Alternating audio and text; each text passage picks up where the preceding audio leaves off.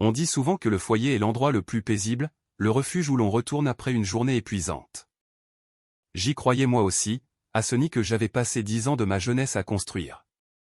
Mais je n'aurais jamais imaginé que dans ce même refuge, dans la luxueuse salle de bain que j'avais moi-même conçue, se déroulait une scène si sordide, une trahison si cruelle qu'elle transformerait ma maison en théâtre d'une tragédie. Et moi, d'épouse entièrement dévouée à son mari, je me suis vu forcé de devenir une réalisatrice improvisée, orchestrant une fête que ni mon mari ni sa famille ne pourraient digérer de toute leur vie. Cet après-midi-là, j'ai décidé de rentrer plus tôt que d'habitude. C'était notre 10e anniversaire de mariage, une étape importante que j'attendais avec impatience depuis longtemps. J'avais annulé une réunion cruciale et laissé de côté tout le travail dans ma chaîne de spa pour pouvoir préparer personnellement un bœuf bourguignon et des crêpes Suzette pour mon mari. En chemin, je m'étais même arrêté chez un caviste pour choisir la bouteille la plus exquise, un Château Margaux que Lucas, mon mari, avait toujours rêvé de goûter. Mon cœur débordait d'un bonheur simple, imaginant son visage surpris et joyeux en voyant tout ce que j'avais préparé. 10 ans, ce n'est pas rien.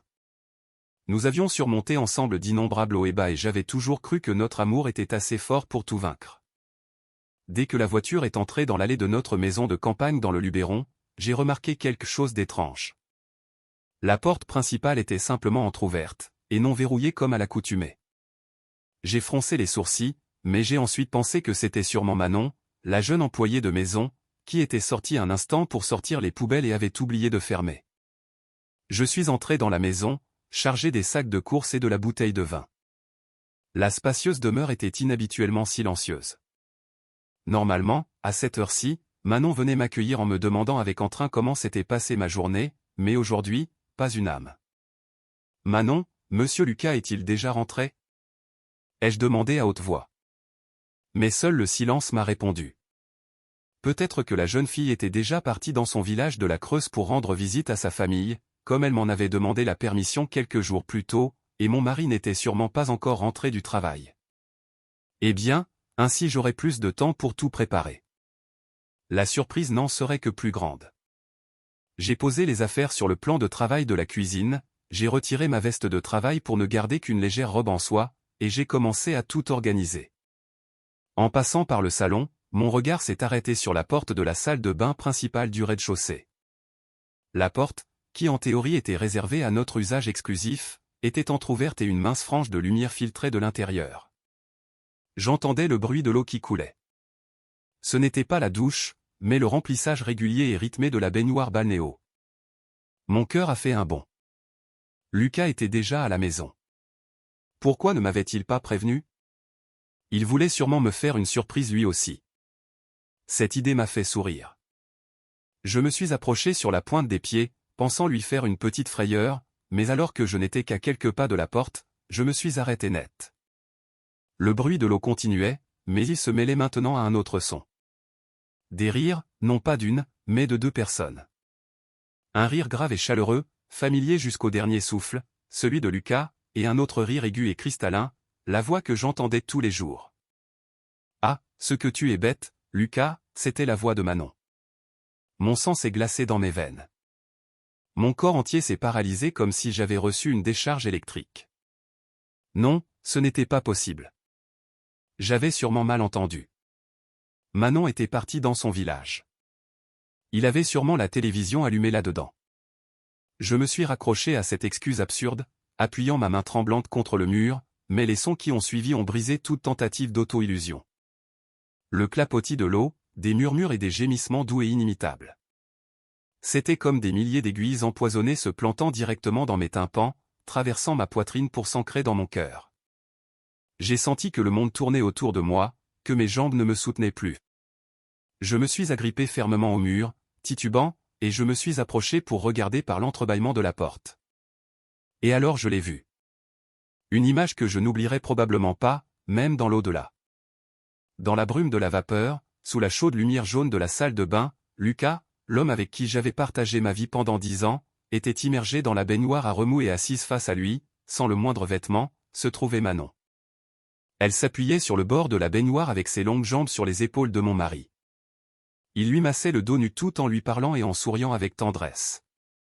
Ils prenaient un bain ensemble dans ma baignoire, dans ma maison, le jour même de notre 10e anniversaire de mariage. Étrangement, je n'ai pas pleuré. Les larmes ne sont pas venues. La douleur extrême a semblé se transformer en autre chose, quelque chose de froid et de tranchant. J'ai senti comme si un monstre venait de s'éveiller des profondeurs de mon âme. J'ai reculé en silence, pas à pas, sans faire le moindre bruit. Je n'ai pas crié, je n'ai pas martelé la porte, je n'ai rien fait de ce qu'une épouse trahie ferait normalement. Mon esprit était vide, mais en même temps, terriblement lucide. Je suis monté directement au premier étage. Je suis entré dans notre chambre, puis dans la chambre de Manon. J'ai ouvert ses armoires. Avec un calme effrayant, j'ai commencé à ramasser tous ses vêtements, des costumes coûteux de Lucas et ses robes en soie de marque jusqu'au dernier sous-vêtement. J'ai tout pris sans laisser un seul fil. J'ai aussi ramassé ses serviettes, leur téléphone et leur portefeuille qui étaient sur les tables de chevet. J'ai tout descendu au rez-de-chaussée et j'ai jeté le tout dans un coin sombre du débarras. Ensuite, je suis retourné dans le couloir vers la salle de bain. Leur rire et leur jeu s'entendaient encore, répugnants et stridents. J'ai fermé la porte doucement, j'ai sorti le trousseau de clés de mon sac et j'ai cherché celle de la salle de bain principale. Je l'ai introduite dans la serrure. Le bruit du métal contre le métal a produit un clic sec. J'ai tourné la clé. Un deuxième clic a retenti. Ils étaient enfermés, complètement nus, sans vêtements, sans téléphone, sans échappatoire. Une fois cela fait, j'ai marché calmement vers le salon et je me suis assise sur le canapé en cuir souple. J'ai pris mon portable, j'ai glissé rapidement mon doigt sur l'écran et j'ai ouvert WhatsApp. J'ai cherché le groupe de discussion au nom si charmant, famille de Lucas, où se trouvaient mes beaux-parents, les oncles et les cousins de Lucas. J'ai pris une profonde inspiration et j'ai écrit un message sur un ton joyeux et enthousiaste, « Bonjour à tous. » J'ai une grande surprise. Ce soir, nous organisons une fête très spéciale à la maison. J'aimerais tous vous inviter à venir dès maintenant pour célébrer cela avec nous. Il y aura une performance aquatique vraiment spectaculaire que je vous assure, vous n'oublierez jamais. J'ai appuyé sur envoyer. La notification a sonné. J'ai posé le portable sur la table, je me suis adossé au canapé et j'ai fermé les yeux. À mes oreilles parvenaient déjà les coups contre la porte et les cris de panique venant de la salle de bain. Un sourire glacial s'est dessiné sur mes lèvres. Ma fête surprise ne faisait que commencer. Êtes-vous curieux de savoir à quelle performance si spéciale toute la belle famille allait assister à son arrivée? Et à quelle humiliation les deux adultères allaient faire face? Si vous voulez connaître la réponse, n'hésitez pas à vous abonner à la chaîne et à activer la cloche de notification. Nous reviendrons avec les événements les plus intenses dans le prochain volet. Nous vous remercions sincèrement de votre attention. Les cris frénétiques de Lucas et les pleurs aigus de Manon résonnaient derrière la porte de la salle de bain, mais ils ne m'atteignaient plus. Il n'était que le bruit de fond d'un film nuit qui se projetait dans mon esprit, un film de 10 ans intitulé « Bonheur ».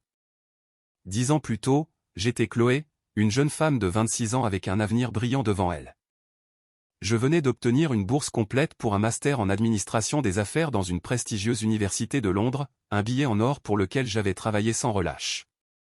Toute ma famille et mes amis se réjouissaient pour moi. Ils disaient que j'étais sur le point de déployer mes ailes et de voler vers un ciel plus grand, mais c'est alors que j'ai rencontré Lucas. Il avait 2 ans de plus que moi, directeur marketing dans une filiale de l'entreprise où je faisais mon stage. Il avait une allure élégante, un sourire chaleureux et une éloquence capable de faire fondre le cœur le plus glacé. Il m'a courtisé avec persistance et romantisme. Il ne m'a pas promis de choses lointaines. Il m'a juste dit, « Reste ici avec moi, Chloé. Ton ciel n'a pas besoin d'être dans un endroit lointain. Il peut être ici même, entre mes bras. » Et moi, femme pourtant forte, irrationnelle, j'ai cédé. J'ai renoncé à mon rêve de Londres, à la bourse, à la carrière prometteuse qui m'attendait. Je l'ai choisi, lui. J'ai choisi un avenir que je croyais plein de soleil et de mer bleue. Notre mariage a été célébré avec la bénédiction de tous. Mes parents, bien qu'un peu tristes pour leur fille, étaient soulagés de me voir heureuse. Ma belle-mère, Monique, était à l'époque une femme incroyablement compréhensive. Elle m'a pris la main et m'a conseillé, « Chloé, mon Lucas est un peu enfantin avec une âme d'artiste. Maintenant que tu viens à la maison, sois son épouse et aussi son amie. Guide-le pour moi. Tu veux bien? À partir d'aujourd'hui, tu es ma fille. » J'ai été ému aux larmes et je me suis promis d'aimer cette famille comme si c'était la mienne. Les premières années de mariage furent pur miel. Nous vivions dans un petit appartement en location, mais toujours rempli de rire. J'ai décidé de ne pas travailler pour autrui. Avec le peu de capital que mes parents m'avaient donné comme dot, j'ai ouvert un petit spa spécialisé dans les traitements aux herbes. C'était ma passion et je voulais en faire ma carrière. Lucas m'a soutenu inconditionnellement. Fais ce que tu aimes, disait-il. Je m'occupe du reste, mais la vie n'est pas un conte de fées. Au début, mon spa a rencontré beaucoup de difficultés et son travail n'allait pas très bien non plus. Il y a eu des moments où il nous restait à peine quelques centaines d'euros pour passer la semaine, mais nous ne nous sommes pas découragés. Je travaillais tard pour rechercher des produits, m'occupant moi-même des clients. Lui, après sa journée, m'aidait à distribuer des prospectus et à nettoyer le local. En ces jours difficiles, notre amour est devenu encore plus fort. Je pensais qu'avec lui à mes côtés, je pourrais surmonter n'importe quel obstacle et l'effort a porté ses fruits. Mon spa a commencé à gagner en renommée. Les clients augmentaient chaque jour. D'un petit local, je l'ai étendu à une chaîne de 3 grands spas en ville. L'argent a commencé à affluer. La première chose que j'ai faite n'a pas été de m'acheter des choses pour moi, mais une maison de campagne dans un village du Luberon, une demeure spacieuse avec jardin pour que mes beaux-parents soient à l'aise quand ils viendraient en visite. Je n'ai pas hésité une seconde à mettre la maison à nos deux noms. Je pensais que c'était le fruit de notre effort commun. J'ai acheté à Lucas une Citroën DS pour qu'il se déplace confortablement, pour qu'il n'ait pas à souffrir de la chaleur ni de la pluie. J'ai offert à ma belle-mère des bijoux en diamant et des sacs de marque qu'elle n'avait osé regarder que dans les magazines. J'ai trouvé un travail stable à ma belle-sœur dans l'entreprise d'un ami. J'ai tout fait sans calcul, avec la simple idée qu'ils étaient ma famille. Lucas, avec le solide soutien financier que je lui fournissais, a aussi gravi rapidement les échelons dans son travail. Il a été promu directeur général du marketing, devenant un homme prospère et soigné. Il était de plus en plus occupé, mais l'amour qu'il me portait semblait ne pas avoir changé. Il m'appelait chaque midi, m'achetait des cadeaux surprises, me murmurait des mots d'amour chaque soir. Le succès que j'ai aujourd'hui, je te le dois en grande partie. À toi, disait-il toujours. Tu es la femme la plus merveilleuse de ma vie. Je me plongeais dans ces mots. J'étais fier non seulement de ma réussite professionnelle, mais aussi d'avoir un mari qui m'aimait profondément et une belle famille qui me valorisait. Je croyais être la femme la plus heureuse du monde. Je ne savais pas que tout n'était qu'illusion, que dans mon dos, le mari en qui j'avais une confiance aveugle utilisait l'éclat que je lui avais donné pour construire un autre monde, un monde pécheur dans lequel je n'étais qu'une ombre floue. Et je ne savais pas non plus que ma décision d'alléger les charges de mon mari par pure compassion serait l'acte qui ouvrirait la porte à un serpent venimeux pour qu'il détruise mon foyer. Notre vie s'écoulait dans cette fausse plénitude. Mes spas prospéraient. Le travail de Lucas était de plus en plus absorbant. Il devait souvent voyager pour le travail, s'occuper de partenaires importants jusqu'à tard dans la nuit. Je le comprenais parfaitement. Je comprenais la pression d'un homme à un poste élevé. Je me limitais à le soutenir dans l'ombre, veillant à ses repas et à son repos. Cela me faisait mal de le voir arriver à la maison épuisé et devoir laver et repasser ses propres vêtements. J'avais de la peine. Et si on engageait quelqu'un pour nous aider à la maison, chérie ? Lui ai-je proposé. Ces derniers temps, je te vois très fatigué. Avec quelqu'un pour nous donner un coup de main avec les tâches, tu auras plus de temps pour te reposer. Au début, Lucas a refusé. Il m'a pris la main d'une voix émue. Ce n'est pas nécessaire, mon amour. Je peux le faire moi-même. Je ne veux pas d'un étranger à la maison. Cela nous enlèverait notre intimité.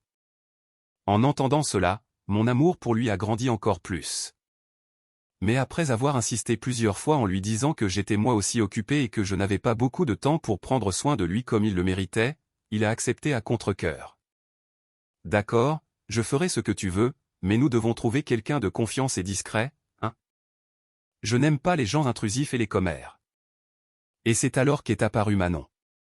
Elle a été recommandée par un parent éloigné de ma belle-mère. La première fois que je l'ai vue, elle m'a fait une excellente impression. C'était une fille d'à peine 19 ou 20 ans, au visage ovale et aux grands yeux noirs qui regardaient toujours les autres avec timidité et appréhension. Elle est orpheline de père depuis toute petite et sa mère est toujours malade. Elle a plusieurs petits frères en âge scolaire. Elle a dû arrêter ses études pour venir en ville chercher de quoi vivre, m'a raconté le parent. En entendant son histoire, j'ai ressenti une profonde compassion. J'ai regardé cette fille maigre et pâle, avec ses vêtements vieux et usés, et mon cœur s'est ému. J'ai décidé de l'embaucher sur le champ avec un salaire même supérieur à celui d'autres employés plus expérimentés. Je l'ai traitée comme une petite sœur. Je lui ai acheté des vêtements neufs, je lui ai fourni tout le nécessaire pour sa toilette personnelle. Manon, considère que c'est ta maison. Si tu as le moindre problème, n'hésite pas à me le dire, lui ai-je dit. Manon s'est révélée être une employée incroyablement travailleuse et discrète. Elle faisait toutes les tâches, du ménage à la cuisine en passant par la lessive, à la perfection.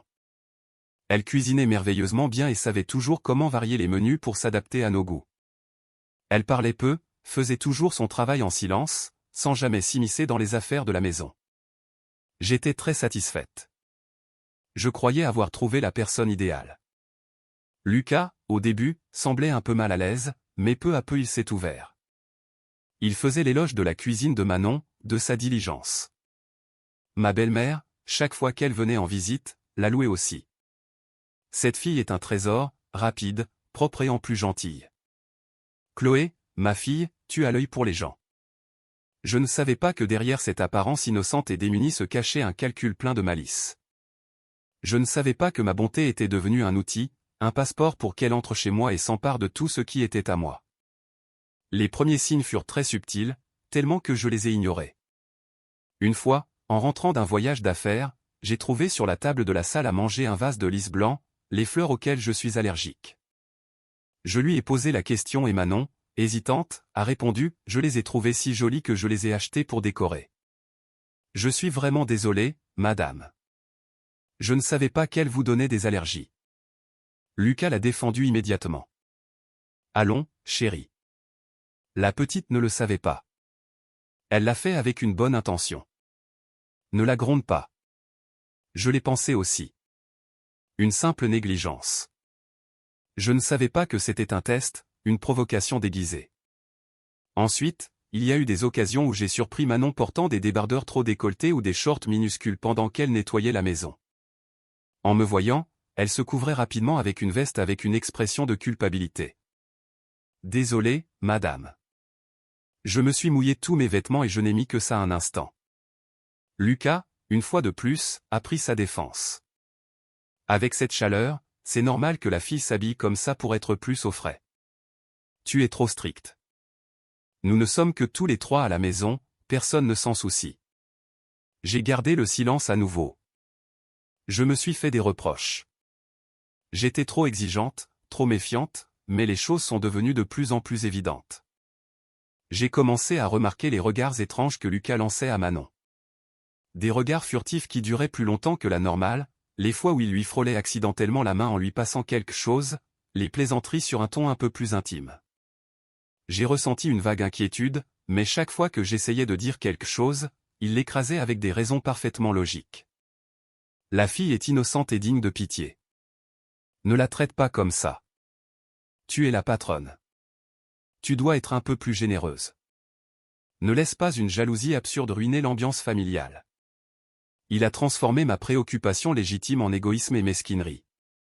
Il a construit pour Manon une image de victime parfaite, une jeune innocente harcelée par une patronne difficile. Et moi, dans cette pièce de théâtre, je suis devenue sans le vouloir la méchante. Je ne savais pas que pendant que je me tourmentais, dans mon dos, une relation pécheresse avait commencé à germer, attendant le moment de fleurir dans ma propre maison. La sensation d'inquiétude était comme un nuage noir. Au début seulement une petite tache à l'horizon, mais elle a grandi et s'est étendue jusqu'à couvrir tout mon ciel bleu. J'ai essayé de chasser les pensées négatives, me disant à moi-même que j'étais trop sensible. Mais les comportements étranges de Lucas et Manon sont devenus plus fréquents, plus évidents, m'empêchant de continuer à fermer les yeux. Tout a commencé par de très petites choses. Lucas a commencé à prêter une attention inhabituelle à son apparence. Il a acheté plus de vêtements neufs, a commencé à utiliser un parfum plus cher et passé plus de temps devant le miroir chaque matin. Quand je lui demandais, il se contentait de sourire. Je dois soigner mon image, non? Ma femme est une grande femme d'affaires. L'explication sonnait douce, mais j'ai senti que quelque chose ne collait pas. Il ne changeait pas pour moi, mais pour une autre personne. Ensuite, il y avait les soirs où il disait devoir rencontrer des partenaires, mais il rentrait sans sentir l'alcool, seulement son propre parfum. Il a aussi commencé à avoir des appels téléphoniques secrets. Souvent, il sortait sur le balcon en fermant la porte-fenêtre pour parler. Si je m'approchais, il raccrochait précipitamment. Des choses du bureau. Ce n'est rien, chérie, disait-il. Ces cachotteries m'irritaient énormément. Nous avons commencé à avoir de petites disputes, des silences tendus. L'ambiance à la maison n'était plus aussi chaleureuse qu'avant. Et alors, un soir, j'ai trouvé la première preuve, une preuve irréfutable. En ramassant son linge sale pour le mettre dans la machine à laver, j'ai découvert une tache de rouge à lèvres rouge cerise sur le col de sa chemise blanche. Mon cœur s'est serré. Je savais avec certitude que ce n'était pas mon rouge à lèvres. J'utilisais une autre couleur et je n'avais jamais l'habitude de laisser des marques sur les vêtements de mon mari. Je suis resté paralysé dans la salle de bain avec la chemise à la main, sentant comme si je tenais le couteau qui venait de me poignarder. Je n'ai pas fait de scène à ce moment-là. J'ai essayé de garder mon calme. J'ai laissé la chemise de côté et j'ai attendu que Lucas sorte de la douche. Quand il est sorti avec une serviette autour de la taille, je lui ai montré la chemise, m'efforçant pour que ma voix ne tremble pas. Peux-tu m'expliquer cette tache de rouge à lèvres? Lucas a regardé la tache et son visage a changé un instant, mais il a rapidement retrouvé sa contenance et a même ri avec naturel. Ah, ça a sûrement dû arriver pendant le dîner avec les partenaires. Leur secrétaire a trop bu et en trinquant avec moi, elle m'a frôlé sans le vouloir. C'est une bêtise, chérie. Ne te fais pas de mauvaises idées. Il s'est approché pour m'embrasser, mais j'ai reculé d'un pas, le fixant avec une froideur glaciale. Juste un accident, tu es sûr? Bien sûr que oui, a-t-il dit d'une voix ferme. Tu ne me fais pas confiance? En disant, t'ai-je menti une seule fois? Sa question fut comme un poignard qu'on remue dans ma plaie. Oui, pendant 10 ans j'avais eu une confiance aveugle en lui et cette même confiance me faisait maintenant sentir comme une idiote. D'accord, je ne discuterai plus. Je laisserai le soin de laver cette chemise moi-même pour qu'elle soit bien propre, ai-je dit et je me suis retourné, le laissant déconcerté dans la chambre. Mais je n'ai pas lavé la chemise. Je l'ai rangée soigneusement dans un sac et je l'ai cachée dans mon armoire. Ce serait la première preuve. À partir de cette nuit-là, je n'étais plus la Chloé naïve, j'ai commencé ma propre enquête, une enquête silencieuse et douloureuse. J'ai commencé à prêter attention à tout. À l'emploi du temps de Lucas, je notais les fois où il disait partir en voyage d'affaires, les fois où il rentrait tard. J'ai vérifié les dépenses de notre compte joint. J'ai découvert des retraits d'espèces inhabituels, des paiements dans des endroits dont il ne m'avait jamais parlé. J'ai aussi commencé à observer Manon. Je la voyais utiliser son portable en cachette pendant ses heures de travail. Une fois, je suis passé devant sa chambre et je l'ai vu serrer un gros ours en peluche. Le même que j'avais vu Lucas rapporter à la maison quelques jours plus tôt. Il avait dit que c'était le cadeau d'anniversaire pour la fille de son patron.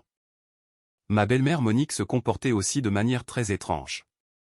Elle venait à la maison plus souvent, mais pas pour me rendre visite, plutôt pour parler avec Manon.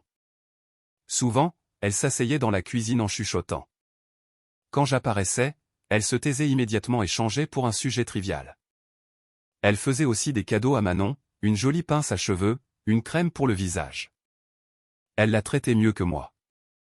J'ai senti qu'une alliance obscure se formait dans ma propre maison et que j'étais marginalisé. Le soupçon, la solitude et la sensation de trahison dévoraient mon âme. Je suis devenue plus taiseuse, plus réservée. Lucas, en le remarquant, feignait l'inquiétude. « Qu'est-ce qui t'arrive ces derniers temps? Tu as toujours l'air fatiguée et pensive. Si quelque chose te préoccupe, tu dois me le dire. » Il jouait le rôle du mari attentionné à la perfection, alors qu'il était la cause de toute ma souffrance. Je souriais seulement faiblement et secouais la tête. Ce n'est rien, j'ai juste beaucoup de travail. Je ne pouvais pas lui dire la vérité. Je n'avais pas encore assez de preuves. Si je faisais une scène maintenant, il nierait tout et je deviendrais une épouse jalouse et paranoïaque. Je devais attendre, réunir plus de preuves. J'avais besoin d'une preuve en béton, une preuve irréfutable pour les démasquer tous. Et je ne savais pas que ma décision suivante, une décision qui semblait très moderne et intelligente, serait celle qui m'apporterait la preuve la plus effroyable. Vivre sous le même toit avec les personnes que vous soupçonnez de vous tromper est une torture. Chaque jour, je devais mettre un masque, feindre la joie, feindre la confiance alors que mon cœur se tordait de douleur et de doute. Je savais que je ne pouvais pas continuer ainsi. J'avais besoin de savoir la vérité, aussi cruelle soit-elle. Et alors une idée a surgi dans mon esprit. Des caméras. À notre ère technologique, rien ne pouvait révéler la vérité de manière plus efficace que ces yeux électroniques qui ne dorment jamais. Sous prétexte de garantir la sécurité de la maison, j'ai proposé à Lucas d'installer un système de caméras de surveillance. Lui, probablement pour ne pas paraître suspect, a accepté immédiatement. Bonne idée, chérie. Ces derniers temps, la sécurité, c'est compliqué. Installer des caméras nous donnera plus de tranquillité. Il s'est même montré très enthousiaste, contactant lui-même une entreprise d'installation, mais je l'avais devancé. Je lui ai dit que j'avais un ami dans ce secteur qui pouvait le faire à meilleur prix et garantir notre confidentialité.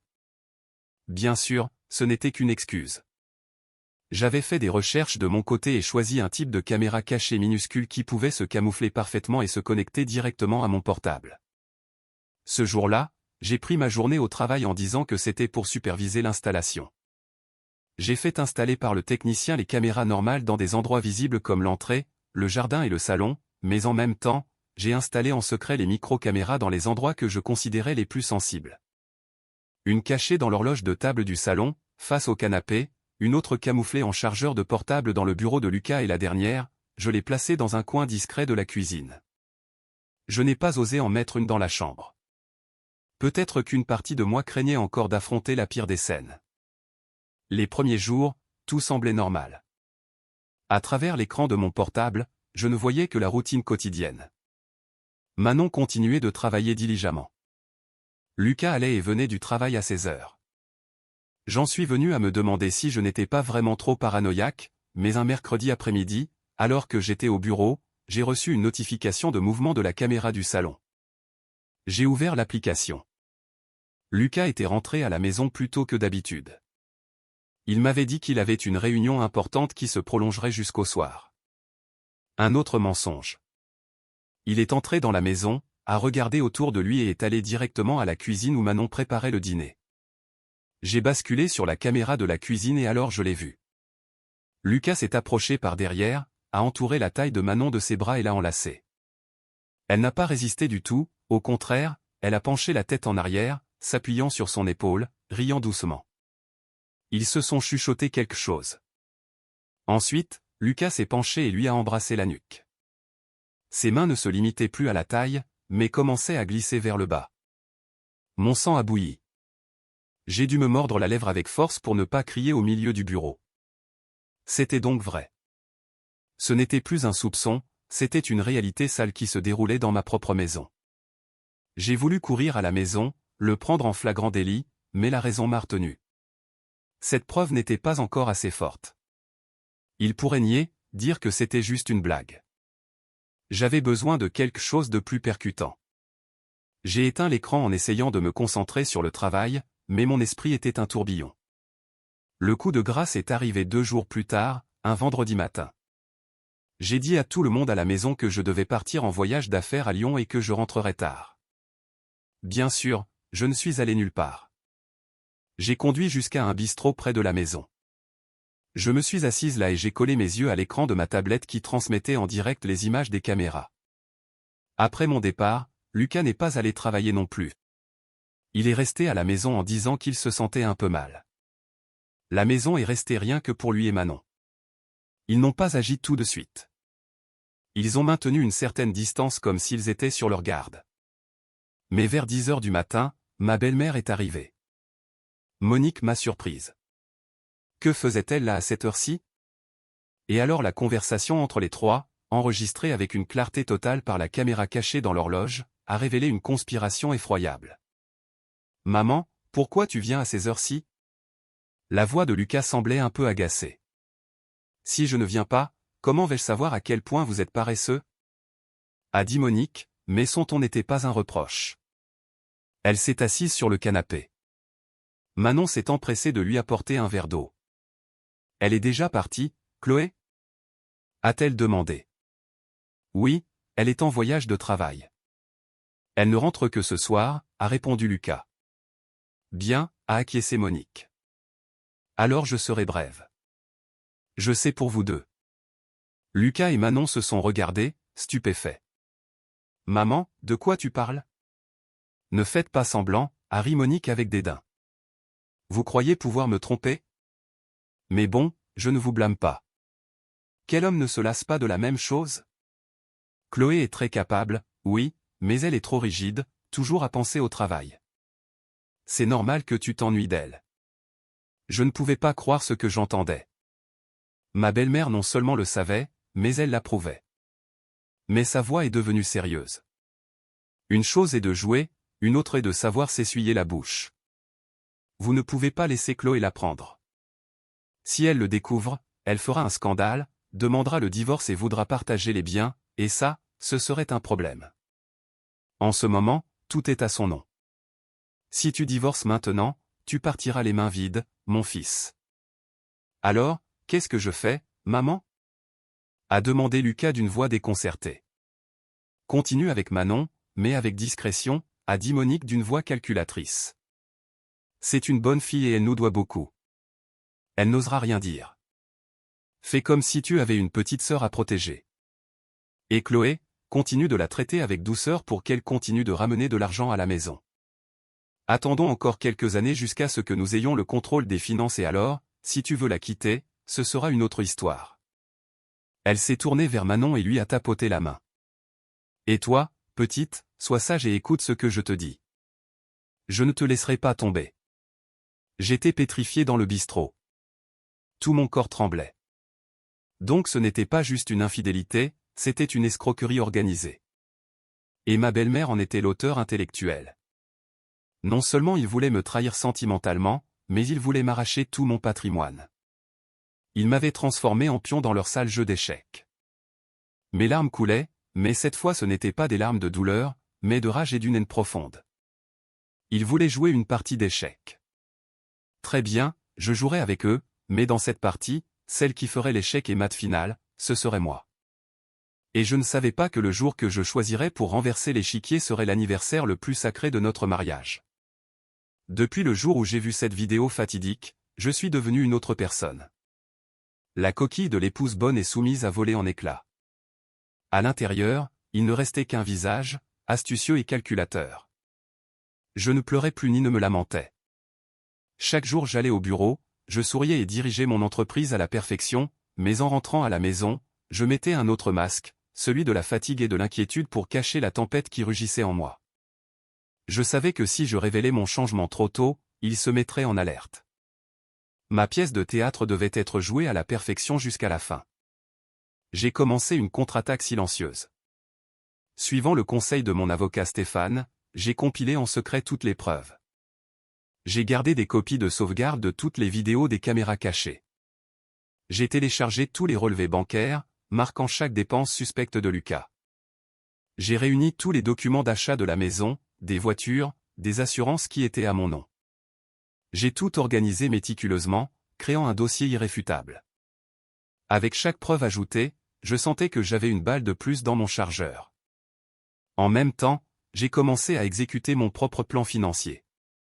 Sous prétexte d'avoir besoin d'une grosse somme de capital pour ouvrir la 4e succursale du spa, j'ai demandé à Lucas de signer plusieurs documents d'autorisation. Lui, peut-être avec la conscience coupable et voulant paraître un mari qui soutient sa femme, a signé sans hésiter, sans lire les petits caractères. Il ne savait pas que parmi ces papiers, il y avait un document crucial, une procuration notariée qui m'accordait les pleins pouvoirs pour disposer des biens communs du mariage. Avec ce papier en ma possession, j'ai transféré en silence la majeure partie de nos économies conjointes vers un nouveau compte à mon nom.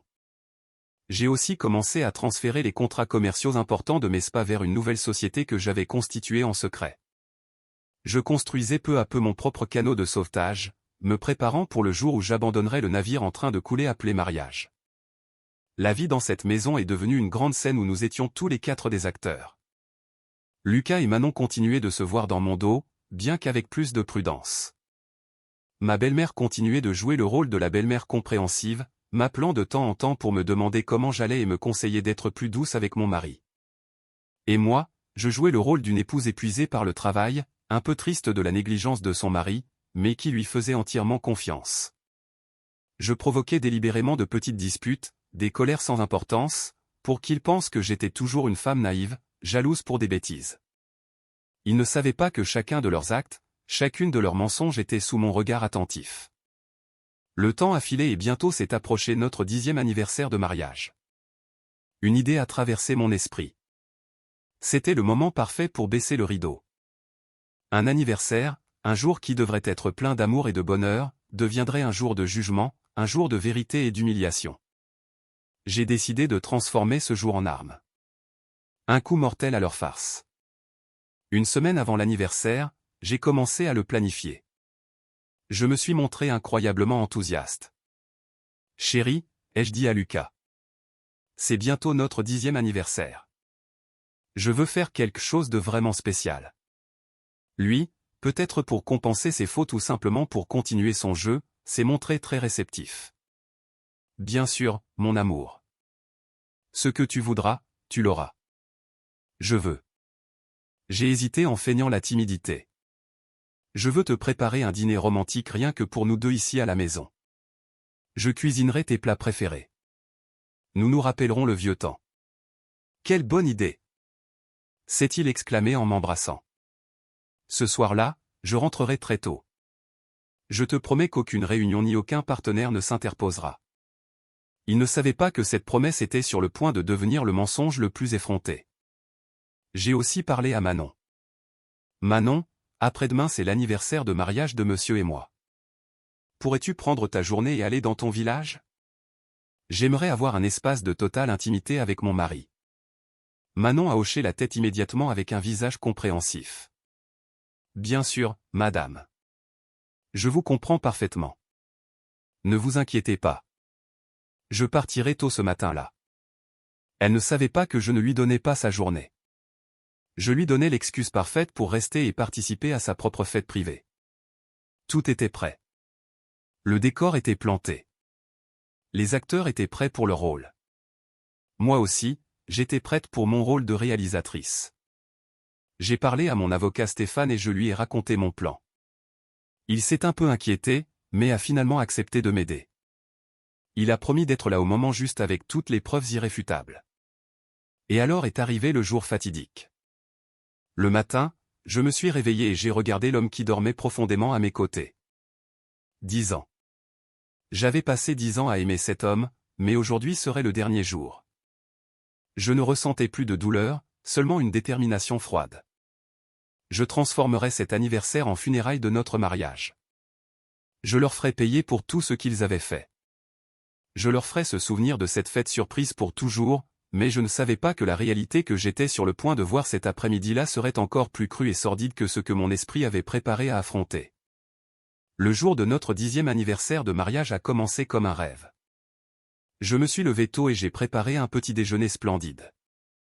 Lucas m'a enlacé par derrière, inhalant le parfum de mes cheveux et murmurant « Joyeux anniversaire, mon amour. Ce soir, le monde entier sera à toi. » Ces mots étaient toujours doux comme le miel, mais je ne sentais qu'une froideur épineuse. J'ai souri, je me suis retourné et je lui ai donné un baiser léger sur les lèvres. Je t'attendrai.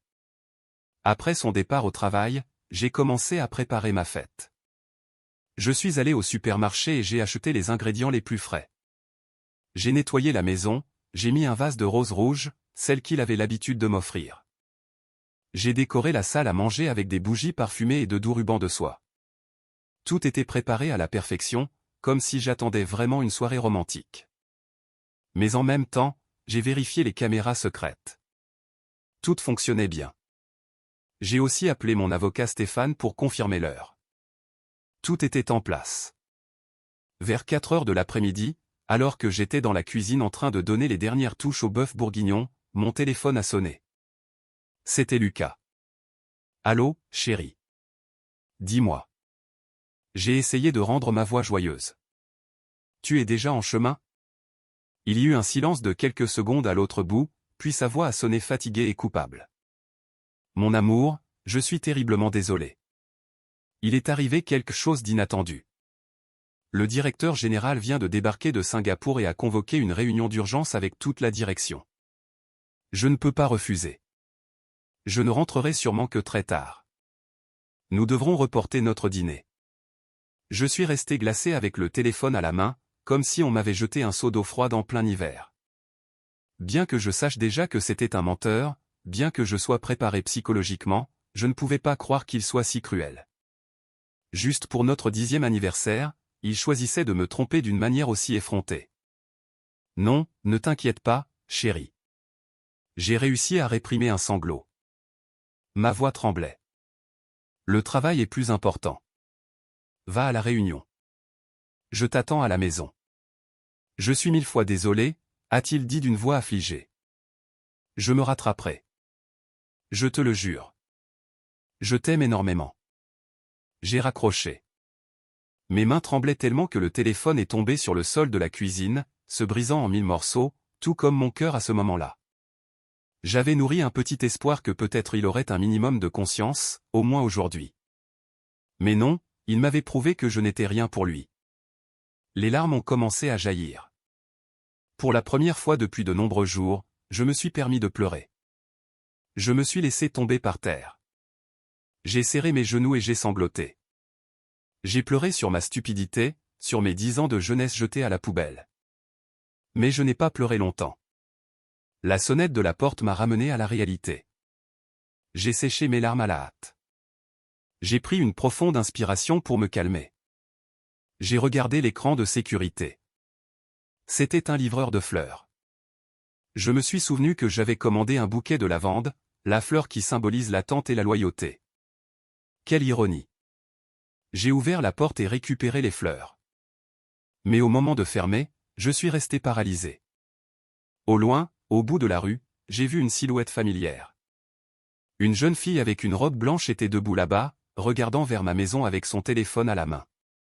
C'était Manon. Pourquoi était-elle ici? N'avait-elle pas dit qu'elle partait dans son village? Une pensée horrible a traversé mon esprit. Et si Lucas n'était à aucune réunion?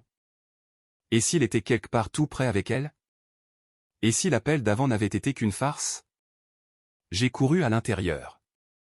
J'ai ouvert l'application des caméras sur ma tablette. J'ai vérifié rapidement toutes les caméras. Jardin, entrée, rien. Salon, vide. Bureau, aussi. Mon cœur battait la chamade. Me serais-je trompé? Mais alors que j'étais sur le point de fermer l'application, quelque chose m'est venu à l'esprit. Je n'avais pas installé de caméra dans notre chambre, mais j'en avais mis une dans le couloir du premier étage, juste en face de la porte de la chambre principale. Avec des mains tremblantes, je l'ai sélectionnée. L'écran montrait le couloir vide, la porte de la chambre fermée, mais alors j'ai aiguisé ma vue. Quelque chose ne collait pas. Sous la porte de la chambre filtrait une lumière tenue et à travers le micro sensible de la caméra, j'ai entendu vaguement de la musique. Une douce mélodie de jazz, celle que Lucas aimait tant. Il était à la maison. Il m'avait menti. Il était rentré, mais pas pour me surprendre moi, mais pour surprendre une autre femme. Il avait transformé notre anniversaire en rendez-vous clandestin dans notre propre maison. La fureur a éclaté en moi, consumant toute la douleur, toute la faiblesse. Je ne pouvais plus penser clairement, je savais seulement que je ne pouvais pas les laisser s'en tirer comme ça. J'ai éteint la tablette et je suis sorti directement. Je ne rentrerai pas tout de suite. Je leur laisserai assez de temps pour profiter de leur fête. J'ai conduit jusqu'à un bistrot proche. J'ai commandé un café noir, amer. Je me suis assise là, regardant passer les minutes sur l'horloge. J'ai attendu. J'ai attendu jusqu'à la tombée de la nuit. J'ai attendu jusqu'à être sûr qu'ils étaient à leur moment de plus grande extase. Et alors, quand l'horloge a marqué 19 heures, je me suis levé. Je savais qu'il était temps de rentrer. Il était temps que leur pièce de théâtre finisse et que la mienne commence enfin. Je ne savais pas que la scène que j'étais sur le point de voir serait encore plus répugnante et effrontée que ce que mon imagination la plus sombre pouvait concevoir. J'ai conduit vers la maison dans un silence sépulcral. Le chemin familier de chaque jour semblait maintenant interminable. À chaque lampadaire que je passais, mon cœur se refroidissait un peu plus. Je ne ressentais plus de douleur. La sensation maintenant était un engourdissement, une acceptation brutale que tout était fini. Il ne me restait qu'un objectif, leur faire payer leur bassesse. La voiture s'est arrêtée dans l'allée. Les lumières de la maison étaient allumées, mais les rideaux étaient tirés. Cette tentative maladroite de se cacher m'a semblé ridicule. Je suis descendu de la voiture sans la bouteille de vin, sans les plats que j'avais préparés. Je n'avais que mon portable, ma seule arme. J'ai utilisé ma propre clé et j'ai ouvert la porte en silence. La maison était tranquille, mais ce n'était pas une tranquillité paisible, c'était le calme d'un piège attendant sa proie. Le salon était vide. La table romantique que j'avais dressée était intacte, mais semblait désolée et déplacée. La douce musique de jazz continuait de flotter depuis le premier étage. Je ne suis pas monté tout de suite. J'ai fait un tour au rez-de-chaussée, comme un propriétaire inspectant son territoire pour la dernière fois. Tout était à sa place, les objets que j'avais moi-même choisis et placés, mais ils ne m'appartenaient plus, ils avaient été souillés par le mensonge. En passant près de la salle de bain principale, mon cœur a de nouveau fait un bond. La porte n'était pas fermée, seulement entr'ouverte, et de l'intérieur parvenait non seulement de la musique, mais d'autres sons, l'eau qui coulait, des rires, des chuchotements. J'ai senti comme si une main invisible me broyait le cœur. N'était-il pas dans la chambre? Osait-il vraiment? Une curiosité morbide m'a poussé. Je n'ai pas pu m'en empêcher. Je me suis approché sur la pointe des pieds, retenant ma respiration. À travers l'entrebâillement de la porte, sous la tenue lumière jaune, une scène plus répugnante que tout ce que j'avais jamais imaginé s'est révélée sous mes yeux. Dans la baignoire à remous en forme de cœur, celle que j'avais choisie spécialement pour nos moments de détente, se trouvaient Lucas et Manon, tous deux complètement nus, immergés dans l'eau tiède et mousseuse. Autour de la baignoire, des pétales de rose éparpillés et plusieurs bougies parfumées allumées créaient une ambiance incroyablement romantique. Lucas était allongé et Manon assise sur ses genoux, dos à moi, la tête appuyée sur son torse. Ses mains parcouraient inlassablement le corps de la jeune femme. Il riait, chuchotait, se donnait des baisers humides. Dans ma baignoire, dans ma maison, le jour de mon 10e anniversaire de mariage. Je ne sentais plus rien. Ni douleur, ni rage, ni indignation, juste un dégoût infini. C'était comme avoir des milliers d'insectes se tordant dans ma poitrine. Je m'étais trompé. J'avais sous-estimé leur effronterie. Non seulement ils me trahissaient, mais ils m'humiliaient de la façon la plus publique et cruelle possible. Ils avaient transformé l'endroit le plus sacré de notre mariage en une porcherie immonde. J'ai reculé en silence. Mes mains tremblaient, non de peur, mais d'une détermination qui avait atteint son paroxysme. Je n'allais pas entrer. Je ne leur donnerais pas le plaisir de me voir crier, de me voir souffrir. Je ne leur donnerais pas une fête encore plus mémorable. Je me suis retourné et j'ai marché aussi furtivement qu'un chat. Je suis monté au premier étage, dans notre chambre puis dans la chambre de Manon. J'ai répété exactement ce que j'avais prévu. J'ai ramassé tous ces vêtements de l'armoire, du lit, du panier à linge sale. Je n'ai rien laissé, pas même les sous-vêtements sales. J'ai pris leur portable, portefeuille, les clés de la voiture, j'ai tout emporté au débarras et j'ai fermé à clé.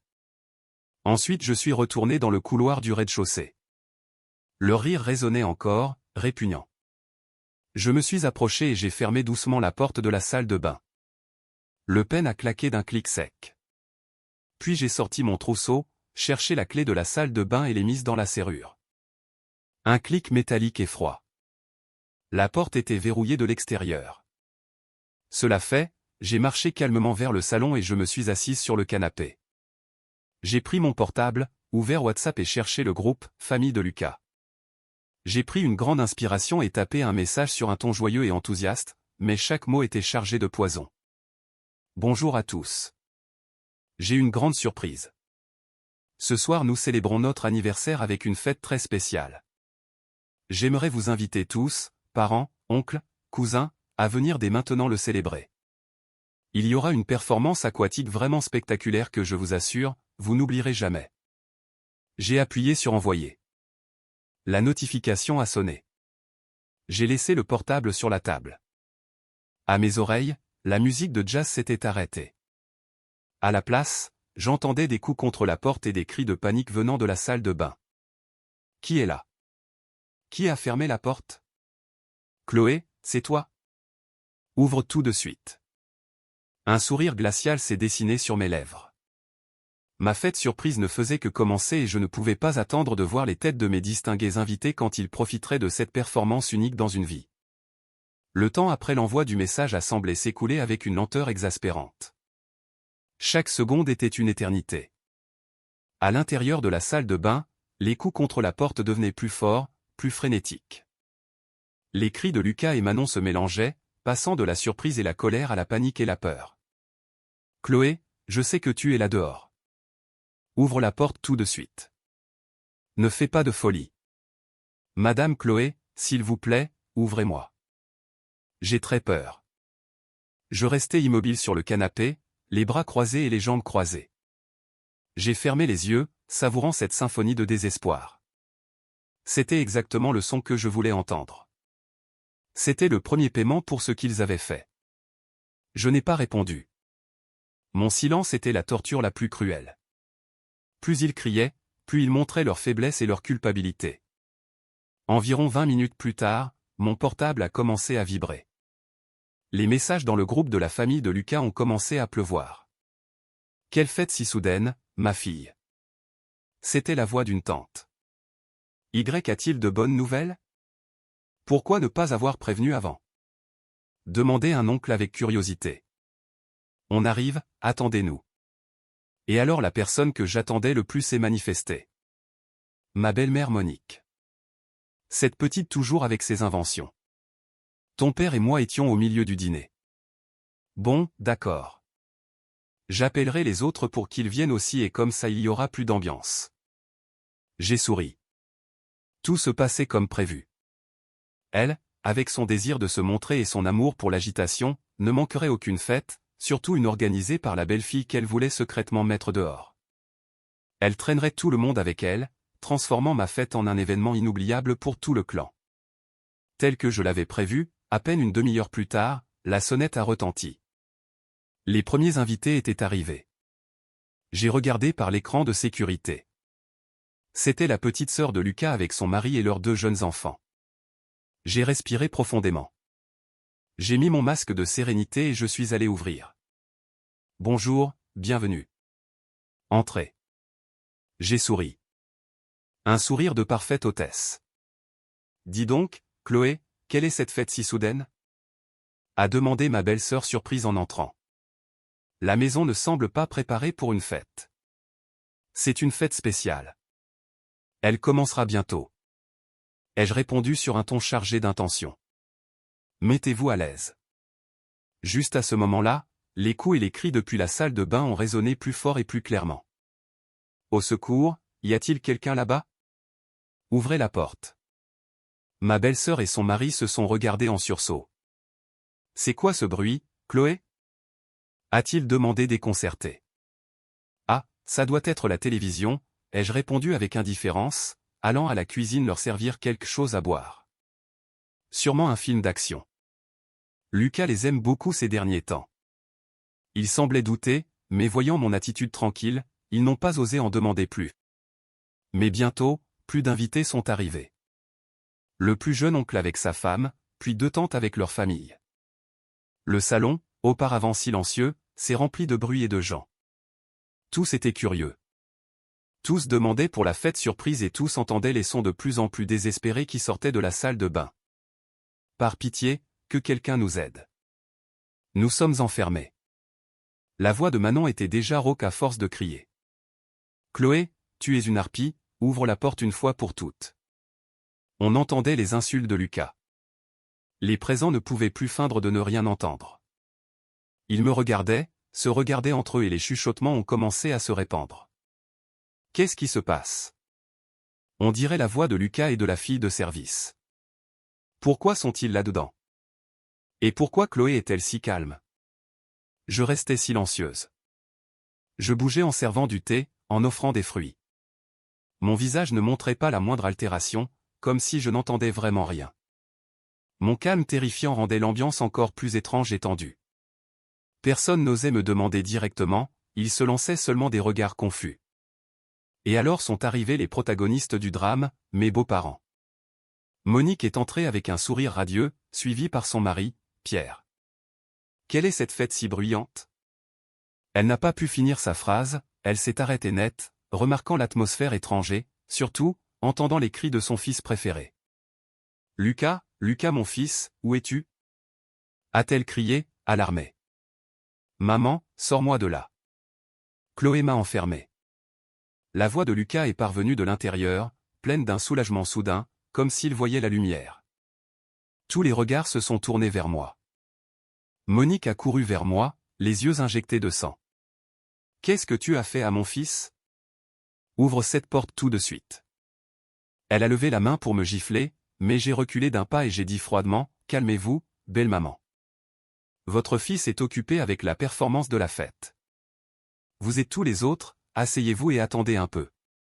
Le meilleur est à venir. » Elle était tellement furieuse qu'elle ne pouvait pas parler. Elle haletait seulement. Pierre s'est aussi approché, le visage sombre. « Chloé, n'exagère pas. Ouvre la porte. Le linge sale se lave en famille. Tu fais honte à toute la famille. » Honte? Je me suis tourné vers lui avec un sourire amer aux lèvres. « Beau-père, ce n'est pas moi qui fais honte à la famille. Je ne fais qu'ouvrir un rideau sale pour que tout le monde voie la vérité qui se cache derrière. Je crois qu'en tant que membre de cette famille, vous avez tous le droit de savoir quel genre de personne est en réalité le neveu, le cousin, dont vous avez toujours été si fiers. » Je n'ai pas attendu leur réaction. Avec calme, je me suis approché de la porte de la salle de bain. J'ai mis la main sur la poignée, mais je n'ai pas ouvert. Immédiatement. Je me suis retourné et j'ai regardé tous les visages tendus du salon. « Êtes-vous prêt à profiter du spectacle » ai-je demandé. Ma voix était toujours douce, mais avec une cruauté manifeste. Personne n'a répondu. Ils retenaient seulement leur souffle en attendant. Je pouvais voir la curiosité mêlée à l'anxiété dans leurs yeux. Ils voulaient savoir la vérité, mais en même temps ils craignaient de l'affronter. « Très bien, si vous êtes prêts, » ai-je dit et j'ai introduit lentement la clé dans la serrure. Le son métallique a résonné net et froid dans le silence. À l'intérieur, en entendant la clé, Lucas et Manon ont semblé nourrir une étincelle d'espoir. Ils ont cessé de frapper à la porte. Ils ouvrent, j'ai entendu la voix de Manon pleine de soulagement. Ils pensaient que le cauchemar était sur le point de finir. Ils ne savaient pas qu'il venait juste de commencer. J'ai tourné doucement la clé.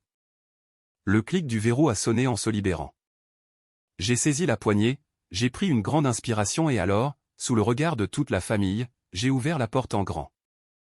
La première chose qu'ils ont vue fut un nuage de vapeur chaude sortant de la salle de bain et quand la vapeur s'est dissipée, la scène a été révélée.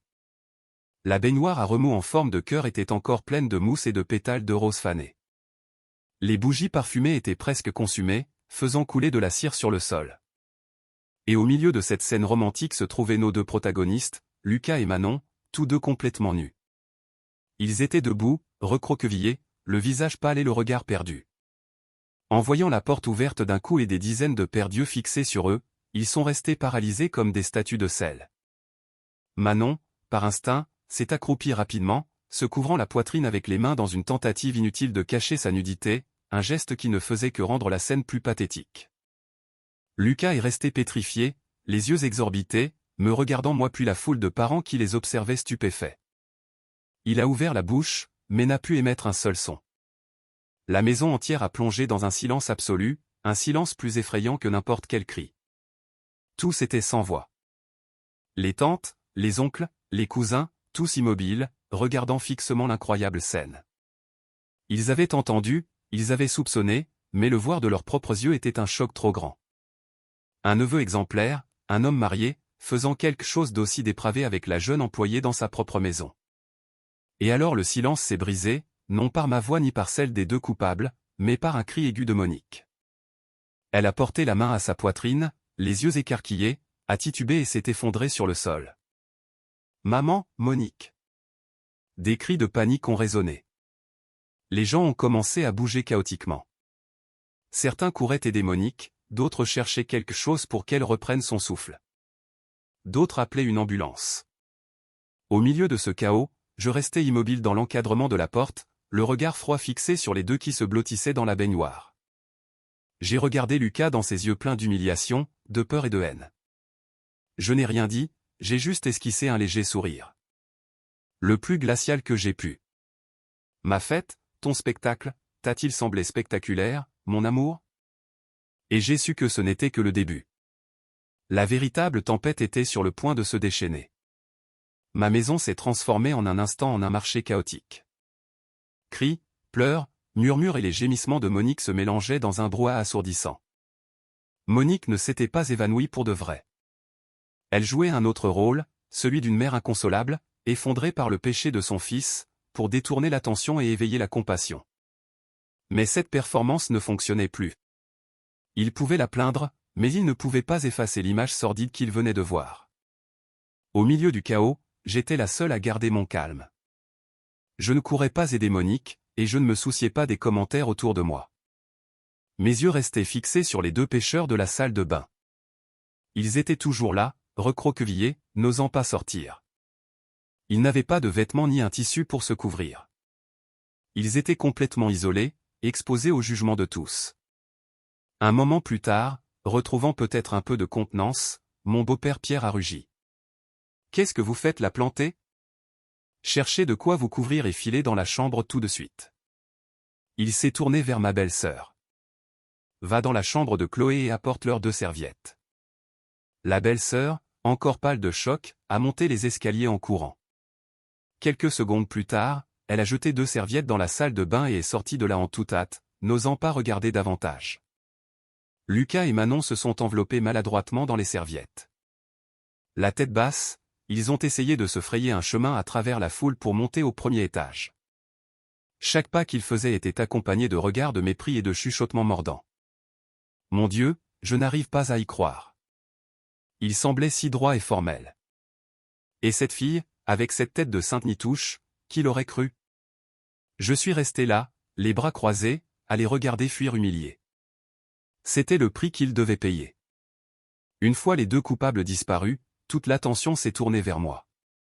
Monique, aidée par plusieurs membres de la famille, s'est assise sur le canapé et a commencé son numéro de pleurs et de lamentations.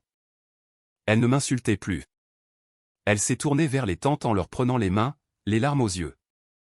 Quel malheur est le mien, mes chers. Quelle malchance j'ai. Élever un fils, le marier, pour qu'à la fin il fasse quelque chose qui déshonore toute la famille.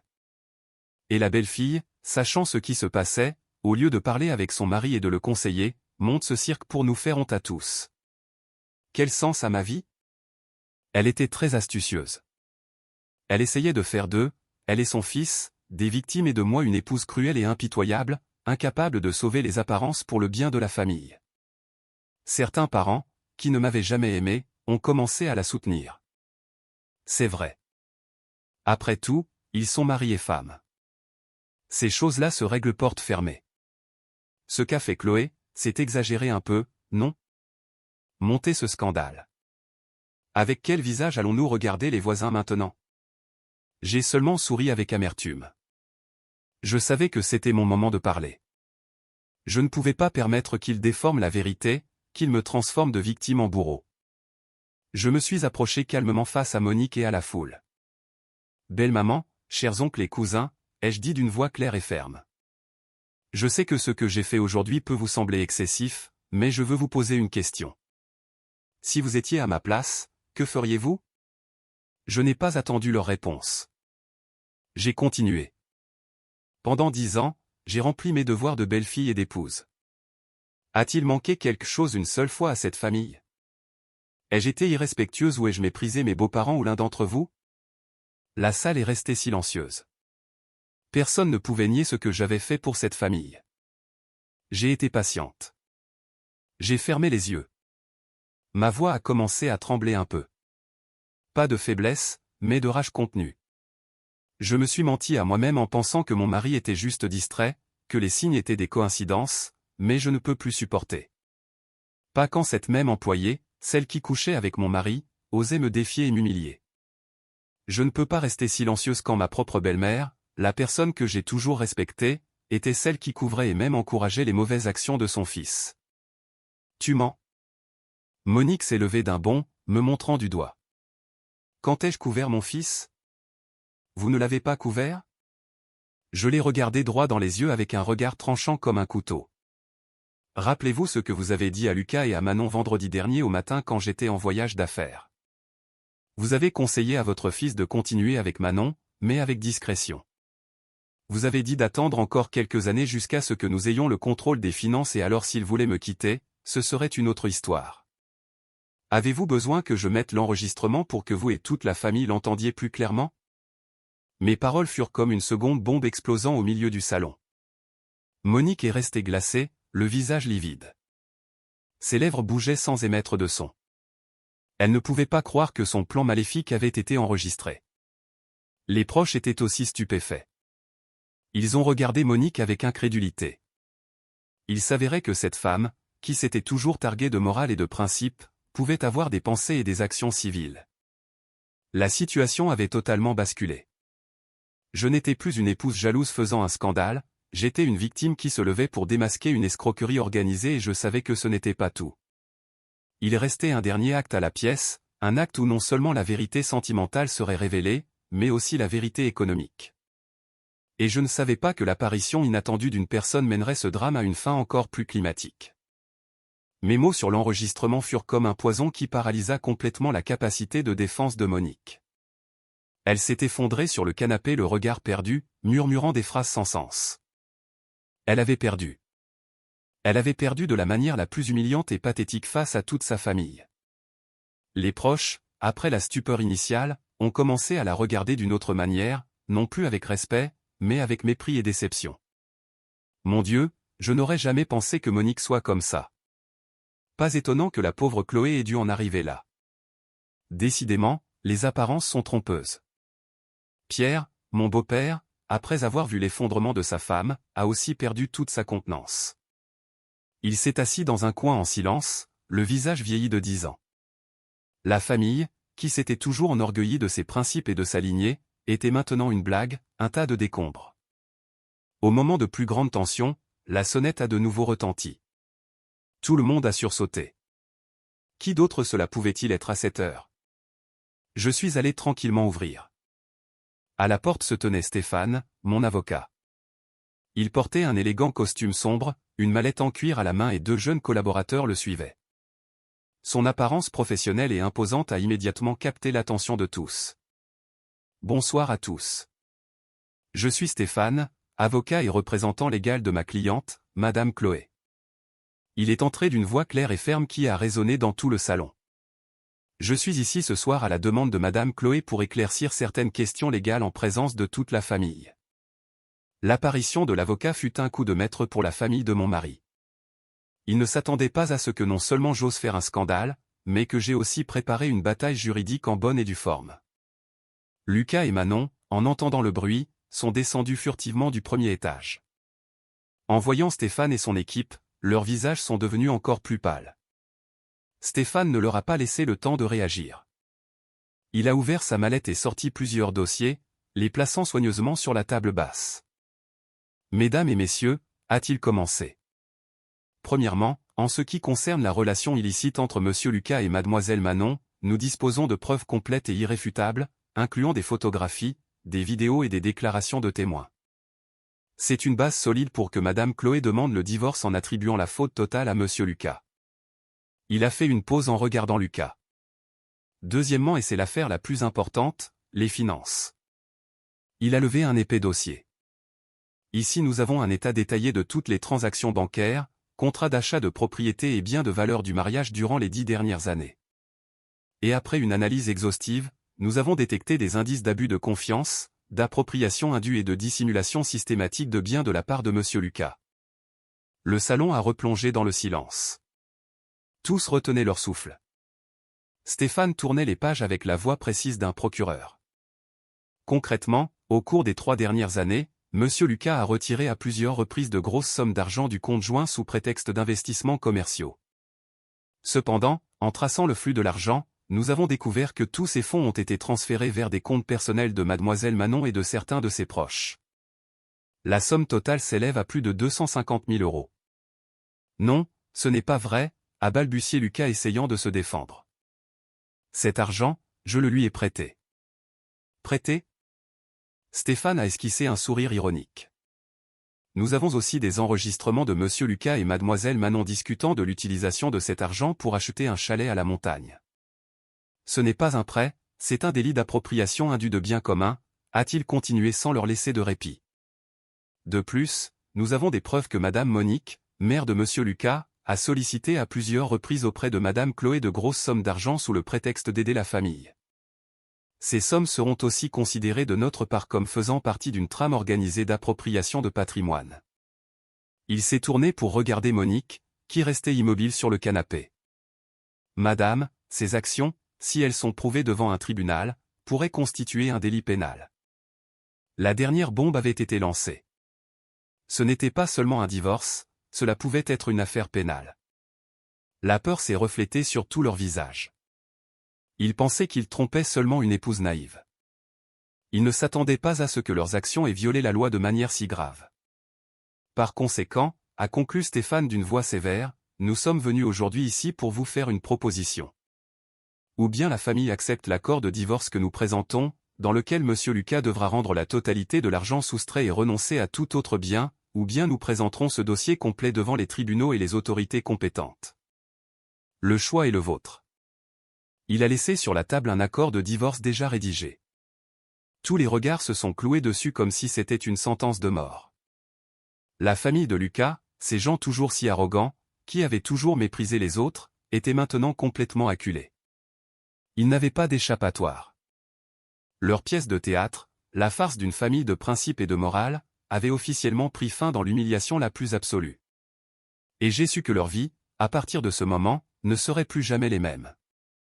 Le silence qui a suivi la déclaration de l'avocat Stéphane fut plus effrayant qu'un ouragan.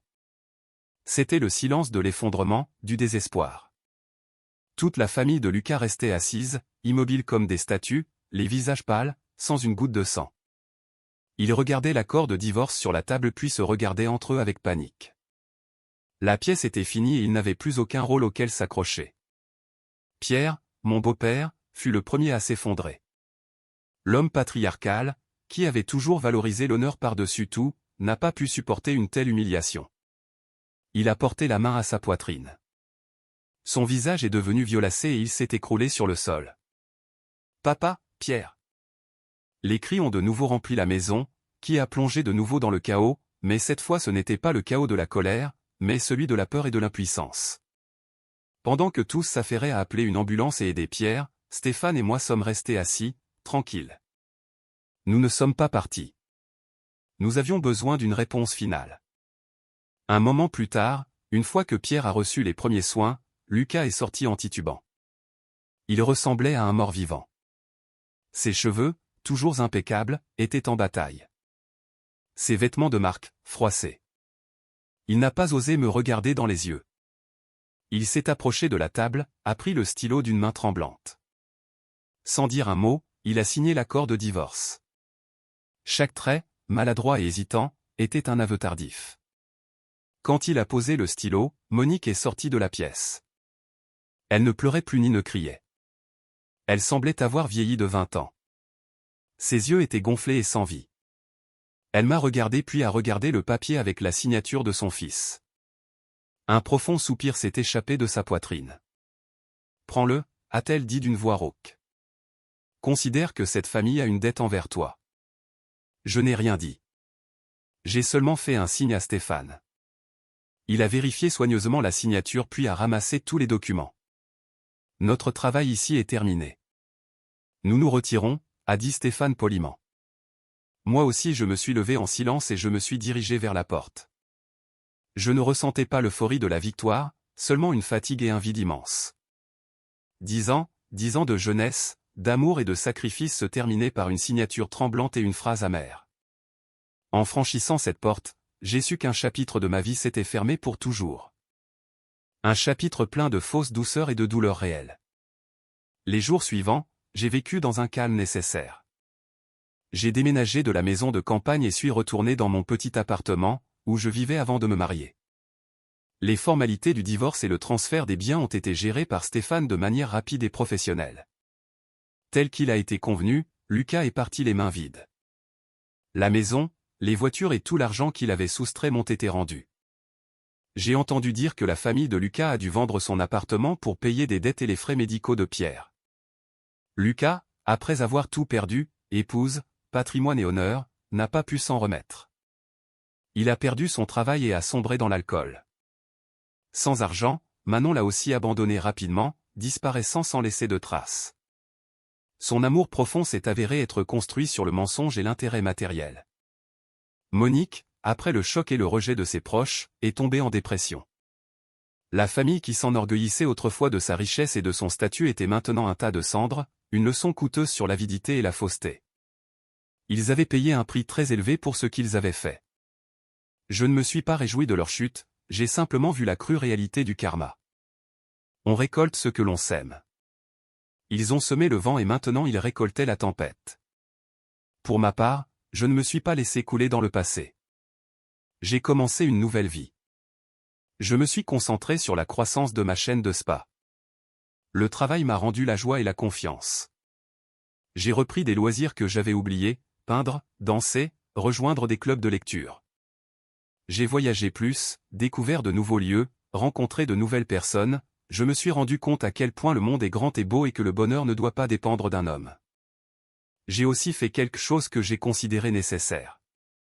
J'ai utilisé une partie de l'argent récupéré pour créer une petite fondation appelée Fondation Phoenix, dédiée à offrir un soutien juridique et psychologique gratuit aux femmes victimes de maltraitance ou de tromperie dans le mariage. Je voulais utiliser ma propre histoire pour aider d'autres femmes afin qu'elles n'aient pas à passer par la douleur et l'impuissance que j'avais soufferte. Un après-midi, lors de la présentation de la fondation, j'ai vu une silhouette familière au fond de la salle. C'était Lucas. Il était plus maigre et vieilli. Il n'a pas osé s'approcher. Il me regardait seulement de loin en silence. Dans ses yeux, je n'ai plus vu d'arrogance ni de calcul, seulement un repentir tardif. Nos regards se sont croisés un instant. Je n'ai pas détourné les yeux, j'ai seulement hoché légèrement la tête. Ce n'était pas un geste de pardon, mais de paix. Tous les comptes étaient réglés. À la fin de l'événement, Stéphane s'est approché en souriant. Aujourd'hui tu es vraiment radieuse, Chloé. C'est grâce à toi, ai-je répondu avec un sourire sincère. Merci, mon grand allié. Ensemble nous avons regardé par la fenêtre le coucher de soleil sur la ville. Un orange rougeâtre brillant, beau comme un tableau. J'ai su que ma vie, comme le phénix, avait rené de ses cendres. Un nouvel avenir, un nouveau voyage s'ouvrait devant moi. Et cette fois j'écrirai moi-même mon histoire de bonheur. Une histoire sans mensonge, seulement avec sincérité et paix. Le temps a un pouvoir miraculeux. Il peut effacer les souvenirs, guérir les blessures et aider à voir le passé avec sérénité. 1 an après le divorce, ma vie avait trouvé un nouveau cap. Mes spas, Chloé Bien-être, s'étaient non seulement rétablis, mais prospéraient plus que jamais. J'ai ouvert 2 nouvelles succursales donnant du travail à des dizaines de personnes. La Fondation Phoenix fonctionnait aussi à plein régime, aidant beaucoup de femmes à trouver la justice et une nouvelle vie. J'étais occupé, mais c'était une occupation pleine de sens et de joie.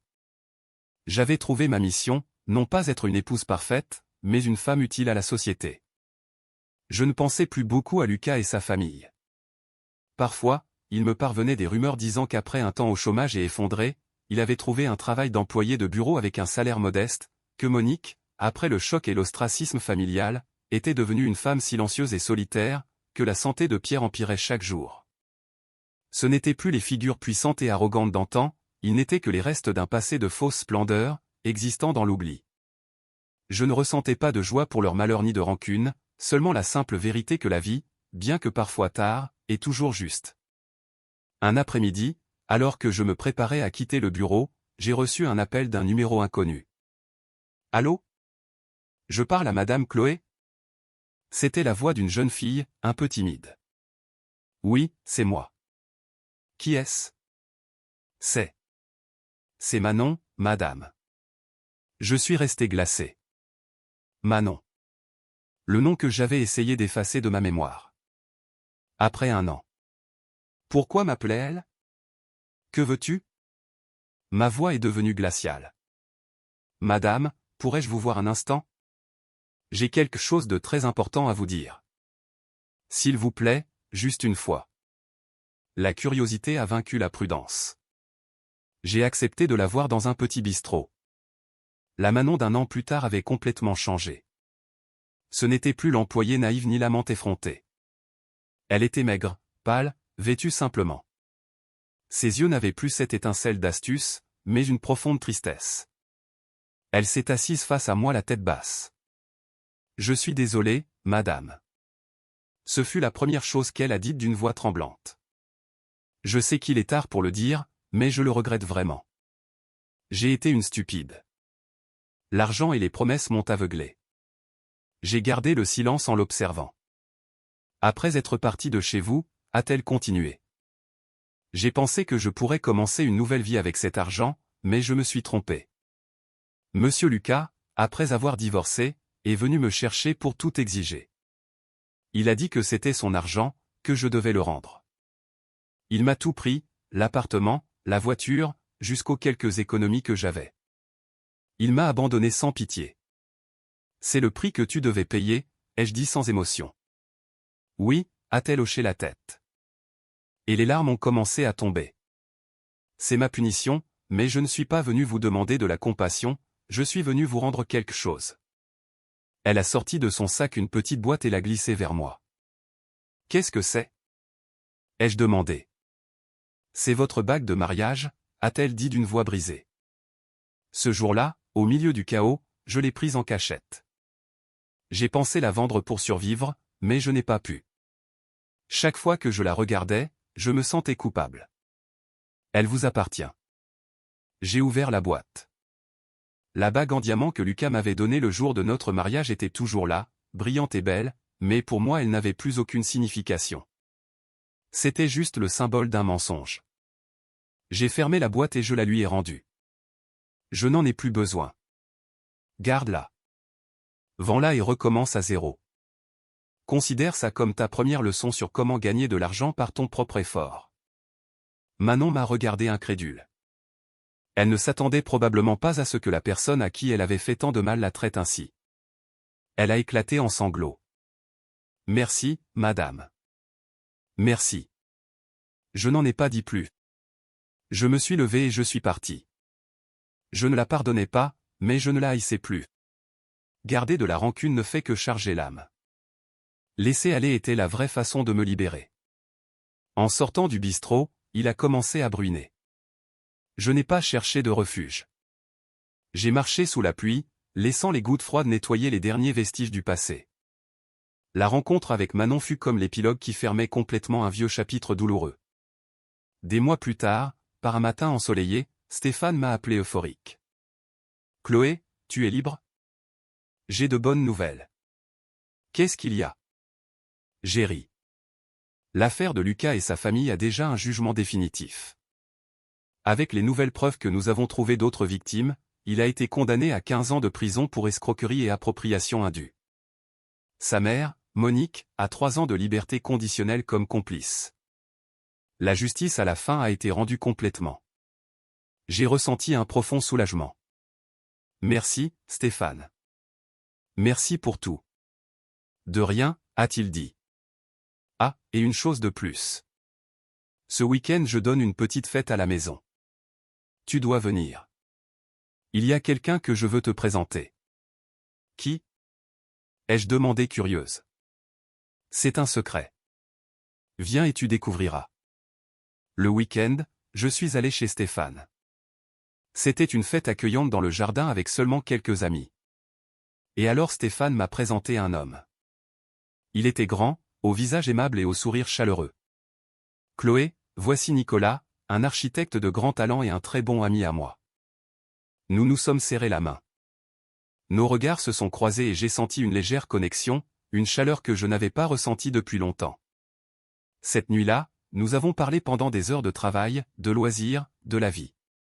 J'ai découvert que nous avions beaucoup en commun.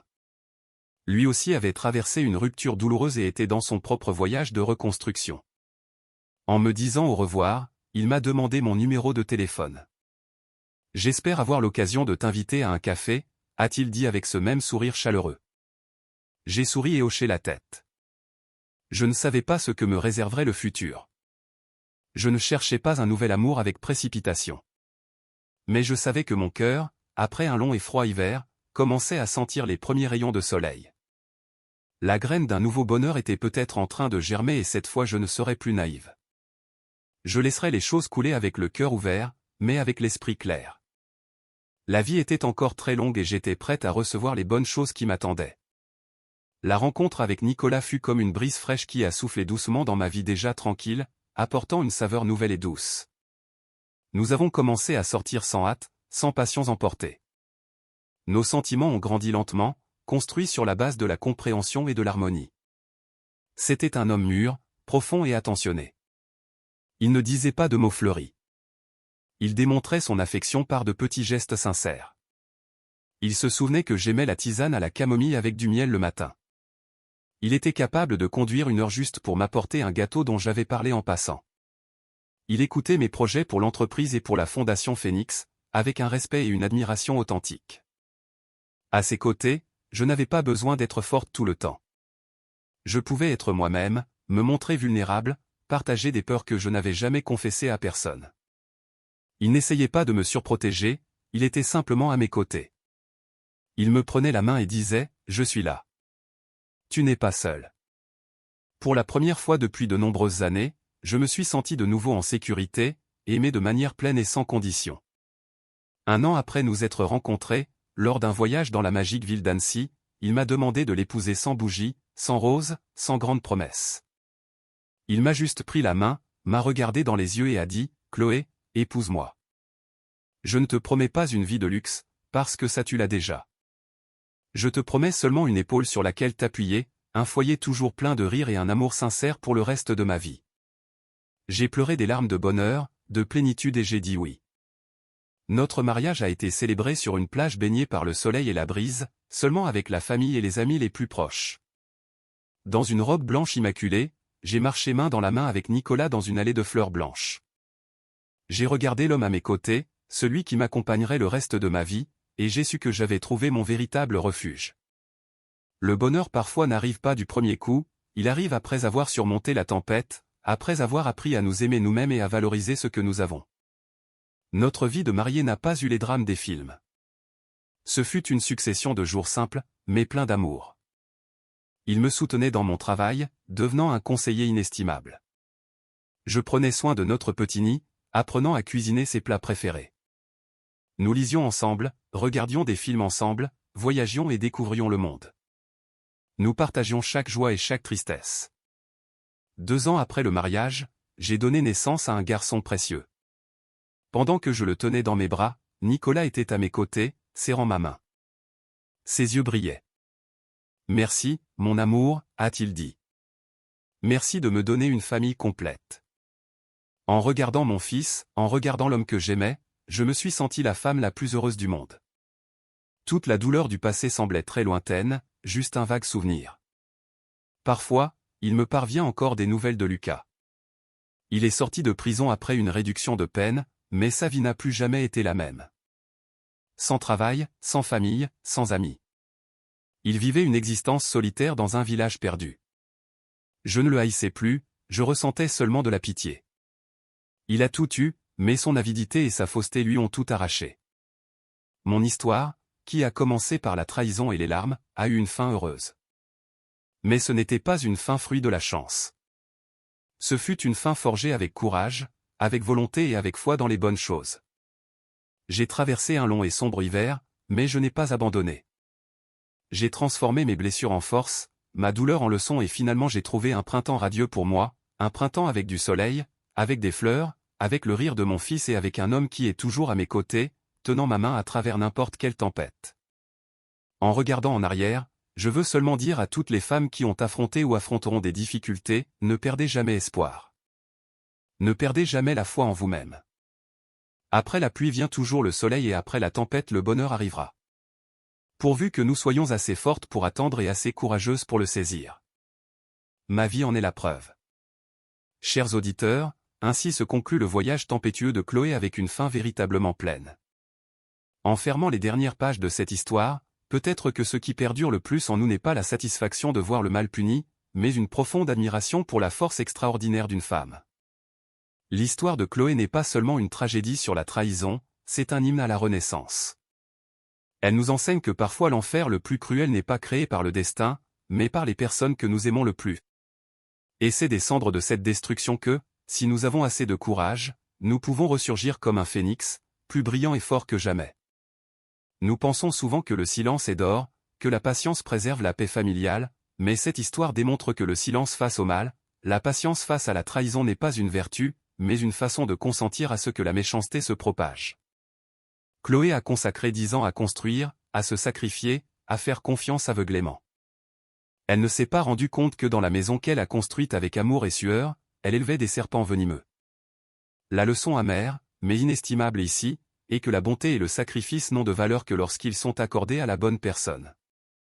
Ne vous livrez jamais inconditionnellement au point de vous perdre vous-même, car quand vous cessez de respecter votre propre valeur, vous ne pouvez pas attendre que les autres vous respectent. Le plus admirable chez Chloé n'est pas comment elle s'est vengée, mais comment elle s'est relevée. Elle n'a choisi ni le scandale ni les pleurs inconsolables. Elle a transformé sa douleur en force, ses larmes en raison. Elle a utilisé son intelligence et sa détermination pour réunir des preuves et lutter méthodiquement sur le front légal.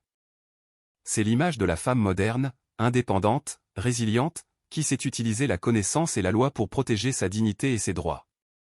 Elle a démontré que la femme la plus forte n'est pas celle qui ne tombe jamais, mais celle qui sait se relever de l'endroit même où elle a trébuché avec fierté et dignité.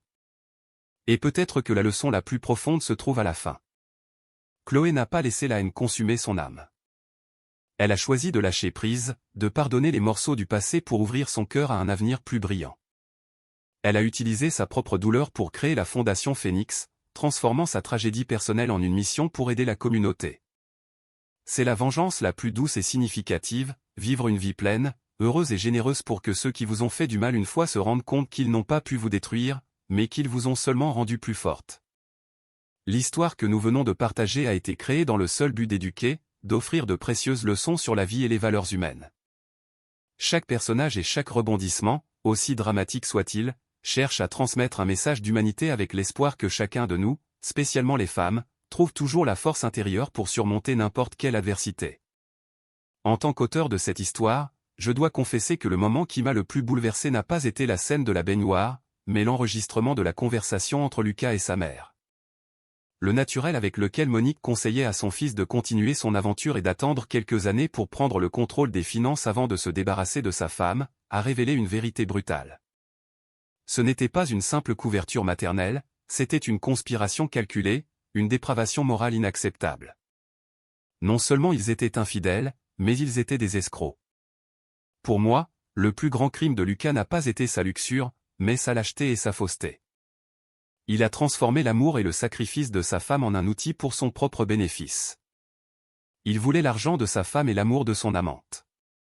C'est le comble de l'égoïsme. Je crois que les hommes comme Lucas ne sont pas rares. Ce sont des parasites à l'apparence soignée qui se nourrissent de femmes qui réussissent, mais émotionnellement vulnérables. Le détail que Chloé décide d'installer des caméras cachées fut le point de basculer ce qui me satisfait le plus. Cela montre sa transformation d'une épouse soumise à une femme décidée qui n'attend plus passivement, mais qui cherche activement la vérité. La fête surprise peut être considérée comme cruelle, mais pour moi ce fut une action nécessaire. Parfois pour soigner une blessure gangrenée, on a besoin d'un bistouri. L'humiliation qu'ils ont subie était proportionnelle à la bassesse de leurs actes. Et finalement la décision de Chloé de créer la Fondation Phénix est la fin que je désirais. Elle n'a pas laissé sa tragédie finir en haine. Elle l'a transformée en un nouveau départ, une source d'inspiration. C'est une maturité incroyable, une victoire non seulement sur ses ennemis, mais sur sa propre douleur. Cette histoire pour moi n'est pas sur la vengeance, mais sur la libération et la renaissance. Et vous, que pensez-vous des actions de Chloé? Si vous étiez à sa place, auriez-vous le courage de faire la même chose? Laissez vos pensées et réflexions dans les commentaires. Chaque opinion est une perspective précieuse. Si l'histoire d'aujourd'hui vous a fait réfléchir, n'oubliez pas de mettre un j'aime et de partager cette vidéo pour diffuser son message puissant. Et surtout, abonnez-vous à la chaîne et activez la cloche parce que notre voyage à la recherche des vraies valeurs de la vie continue. Merci beaucoup pour votre compagnie et à la prochaine histoire. M.